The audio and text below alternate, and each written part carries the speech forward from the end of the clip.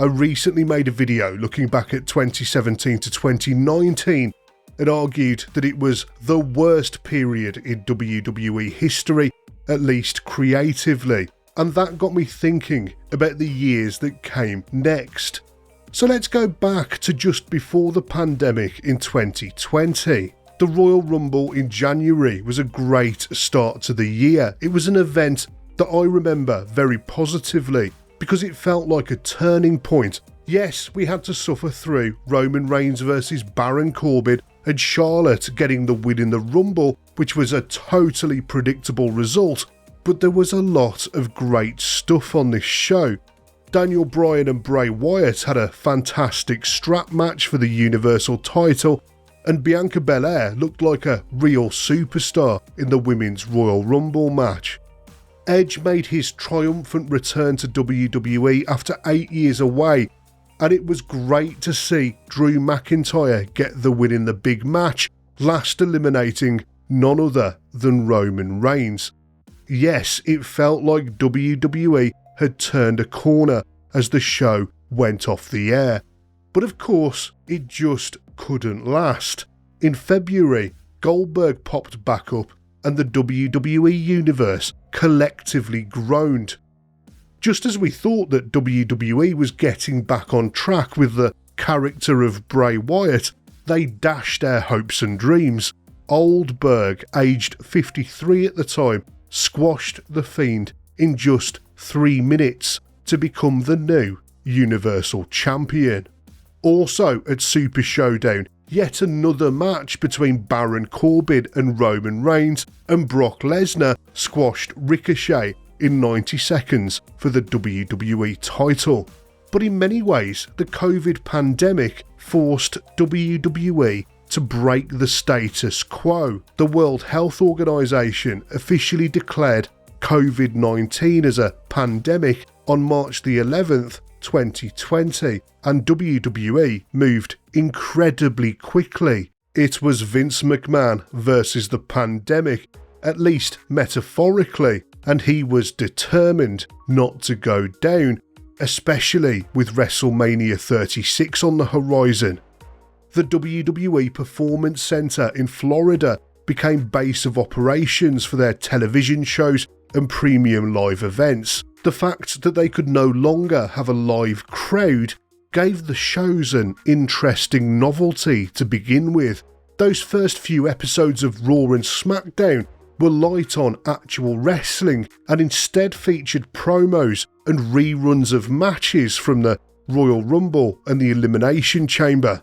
As countries around the world started to go into lockdown and employees of businesses were starting to work from home, it was touch and go for WWE. This was a business that relied on human contact after all, but luckily Vince McMahon had contacts in high places, specifically the Republican Party in Florida.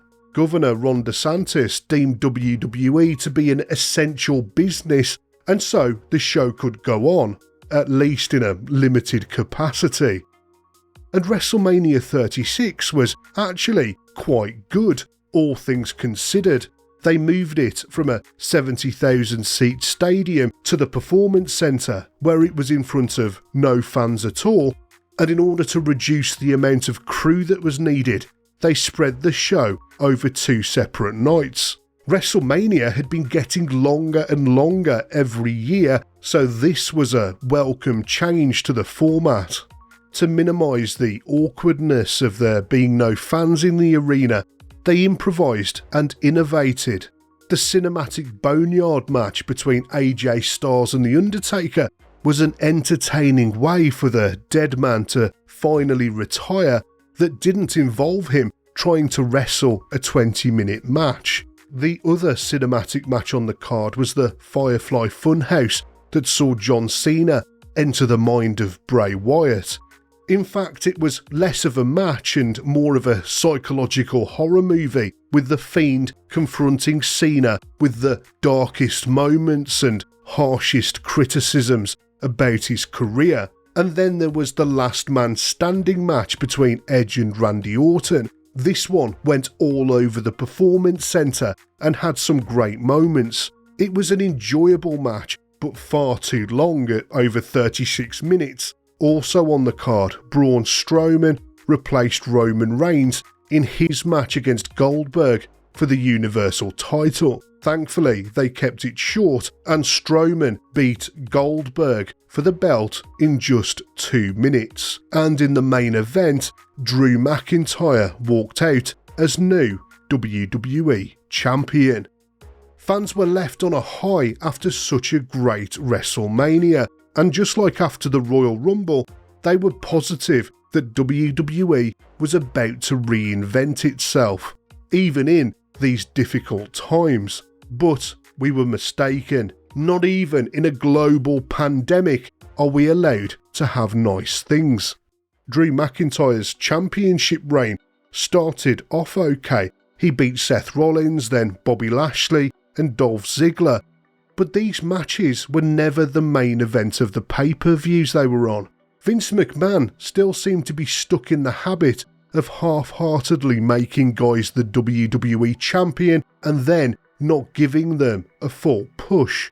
He'd done exactly the same with the likes of Kofi Kingston, Dean Ambrose and Bray Wyatt in the years before. Although there was one other first-time WWE champion during the pandemic who did really well, and that was Bobby Lashley. He won the title from The Miz, and that was basically a squash match that set the tone for his entire 195-day reign, because unlike with Drew McIntyre, Lashley was booked really strong.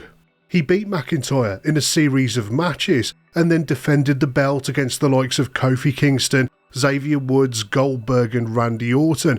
He also beat plenty of other superstars in non-title matches at the time. He was booked incredibly strongly. Lashley was also part of the Hurt Business, who for me was one of the best heel factions in WWE history. MVP, Shelton Benjamin and Cedric Alexander stood alongside Lashley in the group, and they had some great matches with the likes of the New Day in 2020. I also think Bayley came into her own during the pandemic era. She'd had a really tough start on the main roster, especially in that terrible feud with Alexa Bliss, but then she turned heel and won the Women's Championship in October 2019. Nobody expected Bayley to be so effective as a heel, but she was brilliant at it. She ended up holding that title for over a year, and it really was the making of her. But it was also her tag team and subsequent feud with Sasha Banks that would end up being really memorable. With Becky Lynch on maternity leave, it felt like these ladies were propping up the women's division in terms of entertainment. They won the tag team titles in May 2020, and then later in the year they feuded against each other for the women's title. Bayley and Sasha were a real pleasure to watch during the pandemic. But sadly, the other positives in COVID-era WWE were few and far between. WWE persevered with other cinematic style matches like the ones we saw at WrestleMania, but sadly, the quality dropped off a cliff in the year after. We were subjected to utter nonsense like the swamp fight between Bray Wyatt and Braun Strowman at Extreme Rules in July. It was hoped that Strowman would be solidified as a main event superstar in 2020, especially after beating Goldberg for the Universal title, but he lost all credibility in his feud with Bray Wyatt. And Wyatt himself suffered with terrible booking too. He was paired with Alexa Bliss, who had developed supernatural powers of the cringeworthy kind. The ongoing feud between Wyatt and Randy Orton dragged on into 2020, with Orton literally setting the Fiend on fire in the middle of the ring. There was sometimes a sense that WWE were panicking that things weren't exciting enough without the live crowd. For example, they gave the match between Randy Orton and Edge the ridiculous tagline of the greatest wrestling match ever before it had even happened. And while it was a very good wrestling match, it certainly wasn't the greatest match ever, and it probably wasn't even in the top 100. Extreme Rules was rebranded as The Horror Show, and the match between Rey Mysterio and Seth Rollins was supposed to be an eye for an eye. They literally pushed the match as if someone was actually going to lose their eye, and the match finished with a special effect that suggested Mysterio's eye had genuinely been extracted. A change to the format was most certainly needed, and in August 2020 we got one. WWE introduced the Thunderdome, which was first hosted at the Amway Center in Orlando. This new setup aimed to recreate the atmosphere of live events by using LED boards that displayed live video feeds of fans watching around the world. They also pumped in crowd noise, and the Thunderdome was a great novelty and a real refreshment for a couple of weeks, but we still couldn't escape the bad booking. Take Retribution, for example. This bunch of absolute clowns showed up on Raw and started causing havoc. They claimed to be unhappy products of WWE's developmental system, and they were going to destroy the company from the inside. Sounds familiar, doesn't it? Yes, it was the age-old story, but this time it was executed worse than ever. Most of these guys had been in NXT under different names, but here they were given ridiculous titles like Slapjack, T-Bar and Mace. It must have taken Vince McMahon all of a minute to come up with those terrible names. And they were never a credible threat because they just kept on losing matches. They lost match after match, week after week. And none of these promising young wrestlers benefited from this storyline. Shane McMahon introduced Raw Underground in August 2020 in an attempt to add some spice to the show. This was supposed to be like an underground fight club, which appeared to be in a basement, and there was no ring. The format fell flat on its face for several reasons. Firstly, they never fully explained the rules. Secondly, even if we knew what was going on, nobody wants to watch fake MMA while watching a pro wrestling show. And the other problem was the constant camera cuts. They were headache inducing. Thankfully, Raw Underground was cancelled after a couple of months.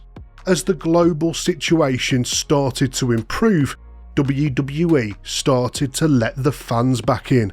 A limited number of fans were in attendance for WrestleMania 37, and by July, the crowd was back for good. Ultimately, there were very few positive changes to WWE thanks to the pandemic. I mean, we've had 2-night WrestleManias ever since, which is certainly a good thing, and when Roman Reigns returned, he came back as a heel, which was also a very good thing. But otherwise, it was back to business as usual. Vince McMahon got back to his old ways of mass firing his talent at the drop of a hat in 2021. They released over 80 wrestlers during this period, including popular superstars like Bray Wyatt, Braun Strowman, Aleister Black and Mickie James. Fans around the world groaned at yet another WrestleMania main event between Lesnar and Roman Reigns. The only way WWE was ever going to change for the better would be once Vince McMahon had left the business. And thankfully, we wouldn't have to wait too long.